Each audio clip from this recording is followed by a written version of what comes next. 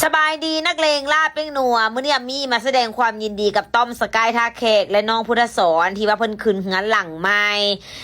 เพิ่นสองคนก็สู่สนมา2-3 ปีแล้วเนาะกับงานหลังนี้ก็มาแสดงความยินดีนำเพิ่นมื้อนี้น้องพุทธสอนเพิ่นจะพาเฮาทัวร์งานของเพิ่นนะว่าข้างในนี่เป็นจังได๋เด้ข้างหลังเพิ่นกำลังลิ้นเลขคณิตคิดในใจกันอยู่เนาะบางเมียนบ่ดีหลังบางเมียน และนี่เป็นห้องครัวเด้อเพิ่นว่าโอ้ห้องครัวก็กว้างหลายเนาะและก็อีก1ห้องก็คือเป็นห้องชื่อว่าเป็นห้องเฮ็ดเวียเป็นห้องโปรดักชันเพราะว่าคือน้องพุทธสอนกับต้อมสกายเพิ่นก็จะเป็นสายแบบว่าเฮ็ดคลิปคือกันเนาะเฮ็ดคลิปเฮ็ดคอนเทนต์แบบเฮ็ดโฆษณาให้อย่างหลายอย่างก็จะเป็นห้องที่แบบตัดต่อ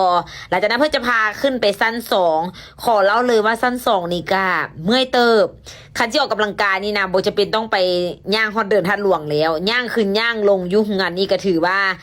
ได้ออกกำลังกายไปในตัวแต่ว่าเพิ่นก็มีบ่อนเล่นออกกำลังกายได้นะกะจิจ่อยแล้วเนาะบัดนี้เนาะแต่ว่าบ่แล่นมาซะเอามาโซซื่อๆ แล้วเพิ่นก็จะพาเข้าไปเบิ่งห้องนอนของเพิ่นเนาะห้องนอนเป็นจังไดเข้าไปก่อนเด้อแทนป้าห้องนอนนี่กว้างหลายเนาะแต่ว่าเครื่องยังบ่มีเทื่อเด้อเพราะว่าหาก็ขึ้นเฮือนใหม่ตู้เสื้อผ้าอีหยังก็ยังบ่ทันมีเทื่อแต่หลังจากที่มีลงคลิปนี้แล้วคือสิมีครบทุกอย่างแล้วเนาะเพราะว่ามื้อนี้เป็นมื้อขึ้นหันไม้ก็เลยว่า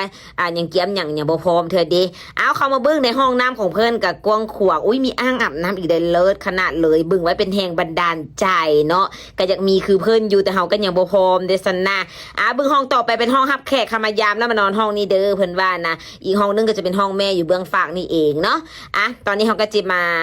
อันให้กว่านี้อันดีกว่าเขาคุณพระเจ้าไหลเขามาโฮมเด้อนอกกาได้เฮือนหลังใหม่แล้วก็ขอให้เป็นเฮือนค่ำเฮือนคูนให้ซอกให้หาให้ขึ้นให้เกินเด้อมัดให้น้องพุทธสอนพร้อมก็ให้เป็นเฮือนหั่งเฮือนมีเนาะสำหรับเฮือนหลังใหม่นี่ก็ได้นะหลังจากที่ว่าสู่คนแล้วล่ะมีก็มานั่งกินข้าวมื้อนี้อาหารแซ่บแฮงมีลาบมีอันเดออีก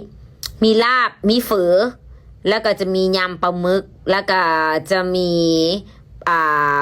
หมกป่าพร้อมขอเล่าเลยว่าทุกเมนูแบบสนะเลิศเนาะกินแนมไปแล้วเห็นต้อมสกายกำลังเต้นเยิบกันอยู่เนาะ